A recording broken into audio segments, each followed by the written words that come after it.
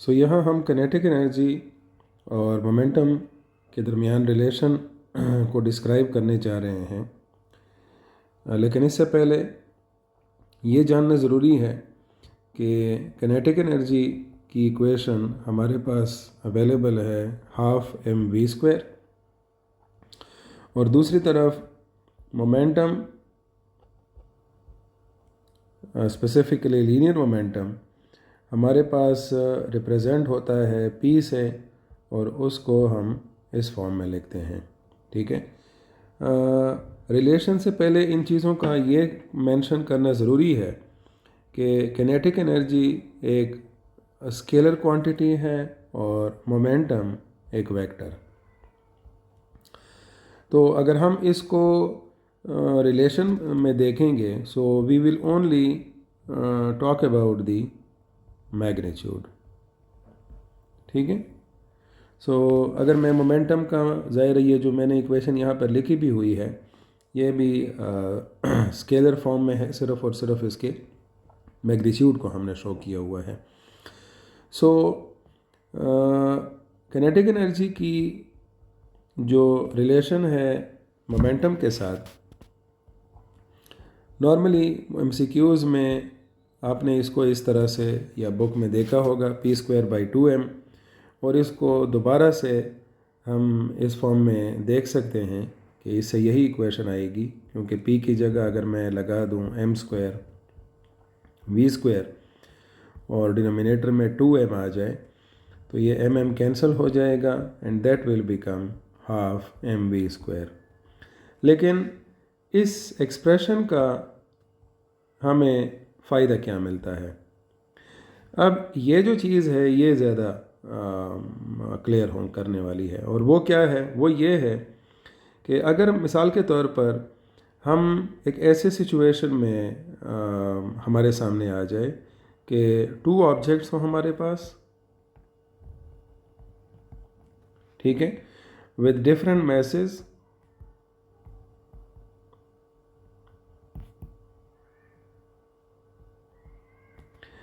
and having same momentum.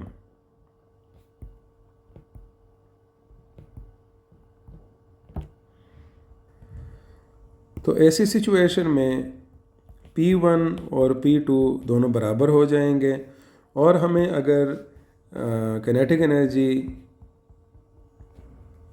Of object 1 की मालूमात करनी हो तो ये बन जाएगा P1²/2m1, और kinetic energy of second body will be equal to P2² / 2m2।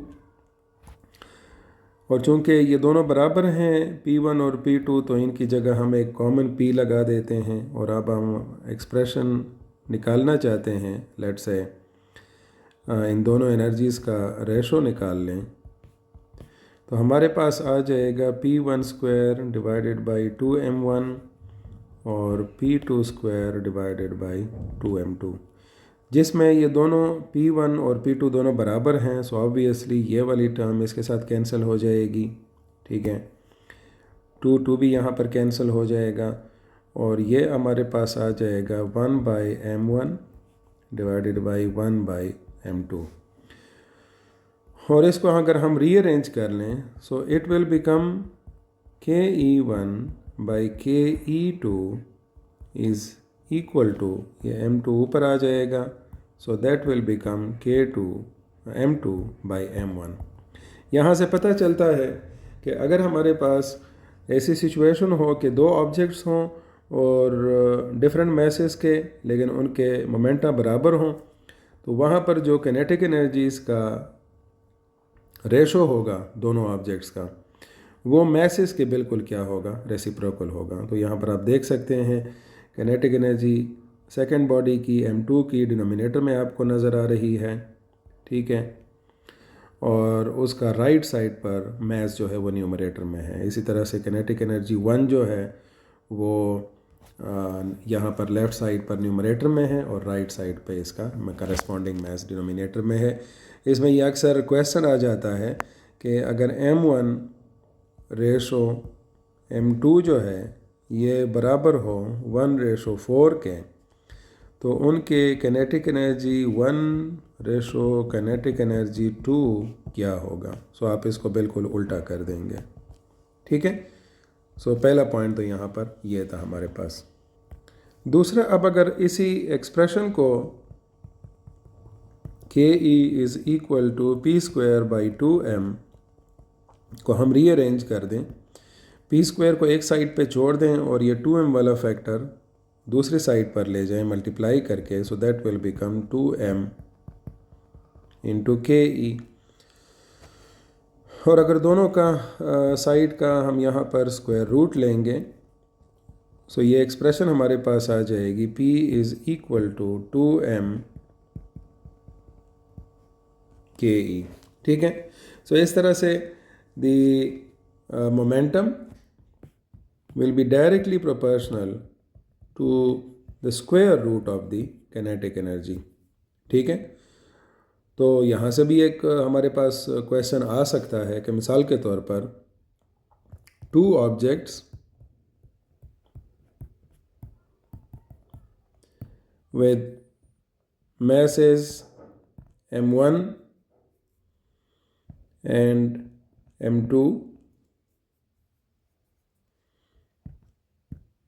both equal, ठीक है।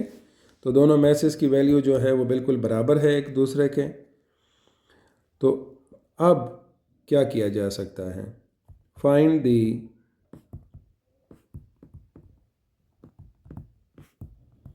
Relation between P1 to P2।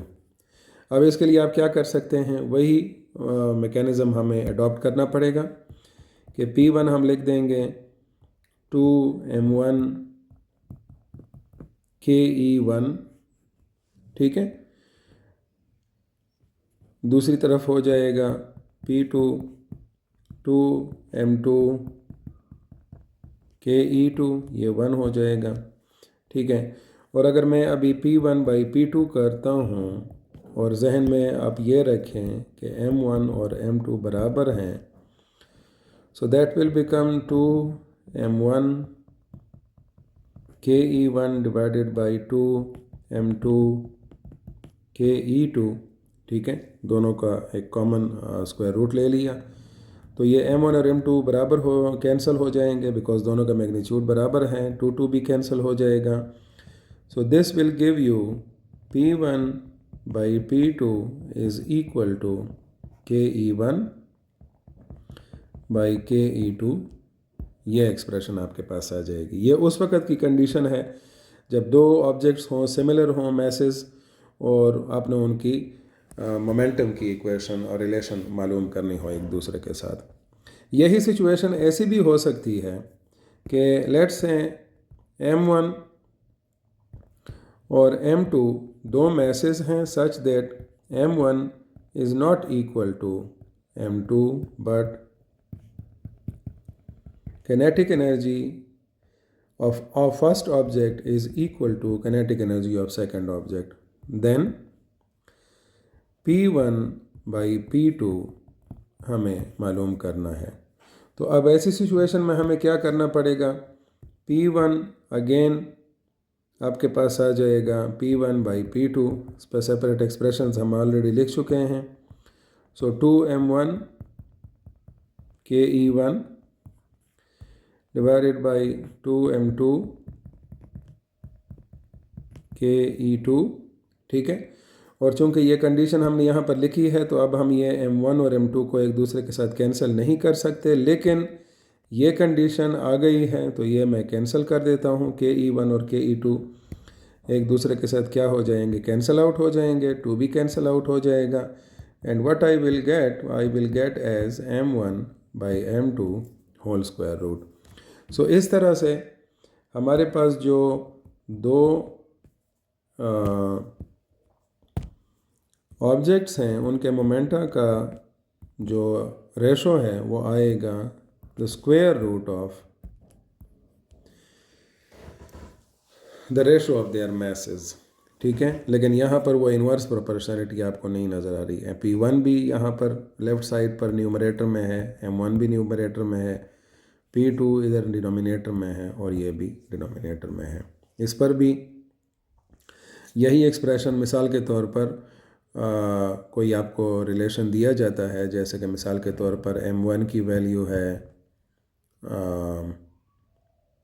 16 kg और M2 की है 4 kg, और प्रोविज़न ये आपको दी जाए कि KE1 और KE2 दोनों बराबर हैं, तो आपको सिंपल P1/P2 से जो रिज़ल्ट मिलेगा दैट विल बी 16, M1 की जगह मैंने लगा दिया बाई 4, और ये आ जाएगा 4 4 ज़ार 16, 4 का स्क्वायर रूट आ जाएगा 2। तो ये आपके पास इसका जवाब आएगा। तो यहाँ पर मैंने कुछ MCQs भी आपके लिए सॉल्व कर लिए हैं ताकि आपको यहाँ पर इसकी सही तरह से अंडरस्टैंडिंग हो सके। आई होप सो ये मोमेंटम और काइनेटिक एनर्जी का जो रिलेशन था, इसके रिलेटेड जो MCQs थे या जो इसकी अंडरस्टैंडिंग थी, वो हमें यहाँ पर क्लियर हो चुकी होगी। Thank you. लाइक और सब्सक्राइब करें और अपने फ्रेंड्स के साथ, जूनियर्स के साथ ज़रूर शेयर किया करें।